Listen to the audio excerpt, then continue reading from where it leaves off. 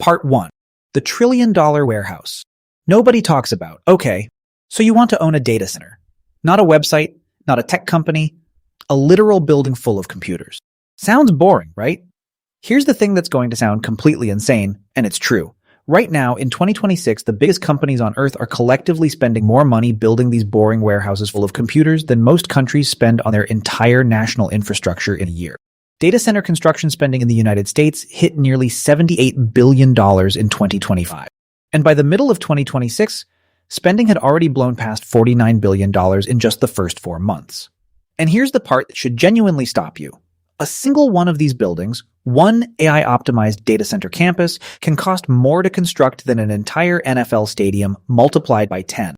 Anyway, by the end of this video, you'll know exactly how data centers actually make their money, why the companies renting space in these buildings are often also the ones building competing buildings right next door, why electricity, not computer chips, has become the single scarcest resource in the entire AI industry, and why owning one of these buildings might be one of the strangest landlord businesses that has ever existed. Let's start with what this actually costs, because the numbers here are genuinely difficult to comprehend at first. A standard data center, the kind that's been around for decades hosting regular websites and cloud storage, typically costs somewhere between $8 million and $12 million per megawatt of power capacity to build. That's already a lot. But AI has changed everything, because AI chips, specifically the GPUs used to train and run large language models, consume dramatically more power and generate dramatically more heat than standard computing equipment ever did. An AI-optimized data center, built to handle that kind of power density with advanced liquid cooling systems, now costs anywhere from $20 million to $37 million per megawatt, according to real estate analysis firms like JLL tracking this market in 2026. And a single AI training facility doesn't just need 1 or 2 megawatts. It needs 100 to 500 megawatts of continuous power, comparable to the electricity demand of an entire small city. Do that math, and a single large AI data center campus can cost $10, $20, sometimes over $30 billion to build. Meta is currently constructing a data center site in Louisiana that will be almost as large as the entire footprint of Manhattan, requiring 3 separate natural gas power plants built specifically to feed it, at a combined cost of $3 billion just for the power plants alone, before the actual data center buildings are even factored in. So this breaks into tiers, but not quite like other businesses we've covered, because the scale differences here are more extreme than almost anything else in this niche. Tier 1 is the smaller regional data center, serving standard cloud computing and storage needs, typically 10 to 50 megawatts, costing anywhere from $100 million to $600 million depending on specification. Tier 2 is the mid-scale AI-ready facility, 50 to 200 megawatts, built specifically for AI workloads with the expensive liquid cooling and high-density power infrastructure running into the billions.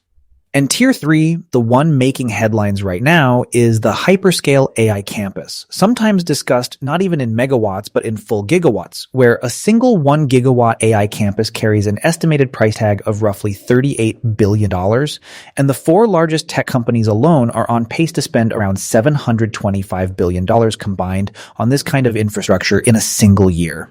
Here's a metaphor that makes this click. Building a data center used to be like building a really nice warehouse.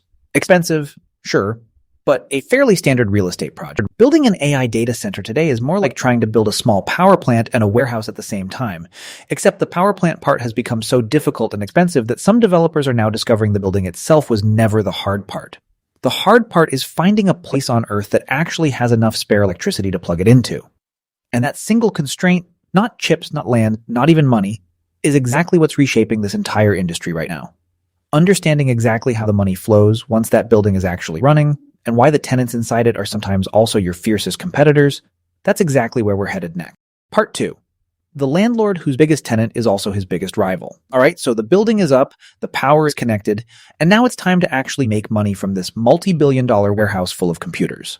The core revenue model for a data center is actually refreshingly simple compared to everything else in this niche. It's a lease. Companies that need massive amounts of computing power, but don't necessarily want to build and operate their own facility, sign long-term contracts to rent space, power, and cooling infrastructure inside someone else's data center. This is called colocation, and the tenants are typically what the industry calls hyperscalers, the handful of companies operating at a scale large enough to need hundreds of megawatts of computing power. Think Microsoft, Amazon, Google, Meta, and a growing list of AI-specific companies like OpenAI and Anthropic who need massive compute capacity to train and run their models. Here's the number that makes this business model click. Hyperscalers now occupy more than 50% of all global data center space. And according to commercial real estate firm JLL, their leases commonly run 10 years or more, often with strong financial backstops built in that protect the landlord even if the tenant defaults. 10-year, multi-$100 million leases from some of the most financially stable companies on the planet on paper, that's about as close to guaranteed, predictable revenue as commercial real estate gets. It's the reason private equity firms, pension funds, and real estate investment trusts have piled into this sector over the past few years, treating data centers less like a tech investment and more like an incredibly premium, incredibly expensive version of owning a warehouse with Amazon as your permanent tenant. But here's where the story takes a genuinely strange turn. And it's the twist that makes this business fundamentally different from any other landlord relationship we've covered on this channel. The same hyperscalers who are the biggest tenants renting space in data centers are simultaneously the biggest developers building their own competing data centers. Microsoft, Amazon, Google, and Meta aren't just leasing space. They're pursuing what the industry calls a dual strategy. Leasing capacity where it makes sense while also self-building massive owned facilities wherever they can secure the land and power to do it.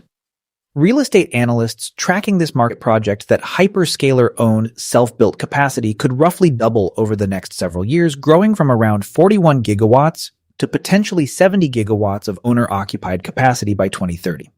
Here's the metaphor that captures exactly how strange this is. Imagine you own an office building, and your single biggest tenant, the company paying you the most rent every month, is also secretly one of the largest commercial real estate developers in the country, actively constructing their own office towers right down the street, specifically so they can eventually stop needing your building at all. That's not a hypothetical risk in the data center industry right now. It's the actual, publicly documented strategy of the largest players in the space, and industry analysts have specifically flagged this as an unusual structural risk. A landlord class whose largest customers are simultaneously the largest developers, which caps how much pricing power the landlord can actually exercise even during a boom when demand looks infinite. So who actually wins in this arrangement? Independent data center operators, the companies that aren't themselves hyperscalers, but instead build and lease space specifically to serve them, still make real money. Because even the wealthiest tech companies can't build fast enough to meet their own explosive demand, especially given how severely power availability is constraining new construction right now. That gap between demand and hyperscaler self-build capacity is exactly where independent operators are cashing in, commanding premium lease rates precisely because their buildings are ready now, while a hyperscaler's own competing facility might still be 3 or 4 years away from coming online, largely due to the power interconnection delays we're about to get into.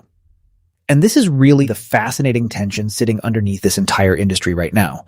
The demand is real, and it's genuinely historic. Global data center power demand is projected to climb by 165% by 2030 compared to 2023 levels.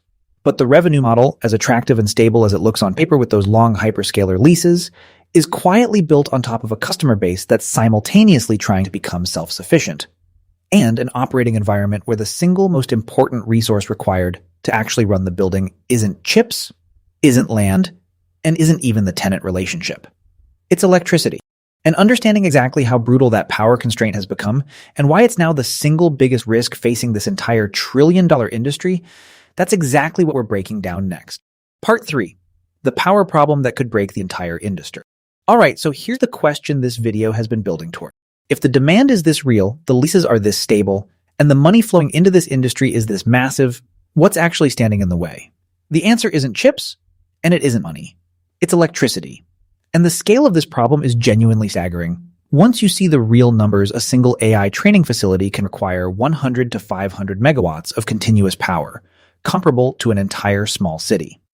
The U.S. Department of Energy projects data centers could consume up to 12% of all electricity used in the United States by 2028, up from just 4.4% back in 2023. That's not a gradual shift. That's one of the fastest expansions of electricity demand from a single industry in modern American history, and the power grid, built over decades for a much slower rate of growth, simply wasn't designed to absorb it this quickly.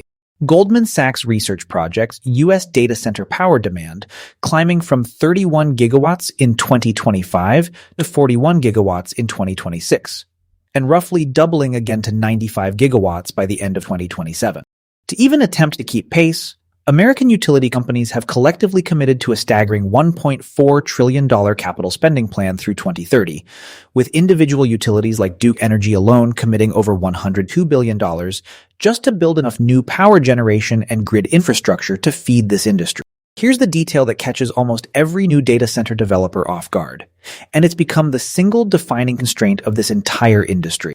Grid interconnection, the process of actually getting a new facility legally and physically connected to enough power, can now take up to 4 years. And critical electrical components like high-capacity transformers currently have lead times of around 18 months, with some specialized switchgear taking nearly 2 years to manufacture and deliver. So a developer can have the land secured, the financing locked in, and the tenant lease signed, and still be stuck waiting years, simply for the physical electricity connection to become available. This has become such a severe bottleneck that some developers are now pursuing what's called bring-your-own-power solutions, building dedicated natural gas plants or other private generation directly on-site, specifically to bypass the grid interconnection queue entirely, exactly like Meta did with those 3 natural gas plants in Louisiana we mentioned back in Part 1. And here's a genuinely important twist, because this power crisis isn't staying contained inside the data center industry. It's spilling directly into ordinary people's electricity bills. In the regional power market covering Illinois through North Carolina, the surge in data center electricity demand is estimated to have added over $9 billion to regional capacity costs across 2025 and 2026 combined, translating into real households paying roughly $15 to $30 more per month on their electric bills, purely because of AI infrastructure competing for the same power grid ordinary consumers rely on.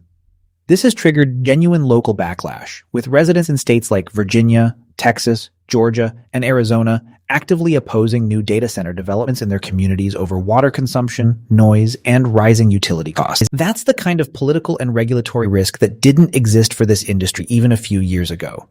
And it's becoming an increasingly serious factor in where these facilities can actually get built. Here's a metaphor that captures the entire tension of this industry perfectly.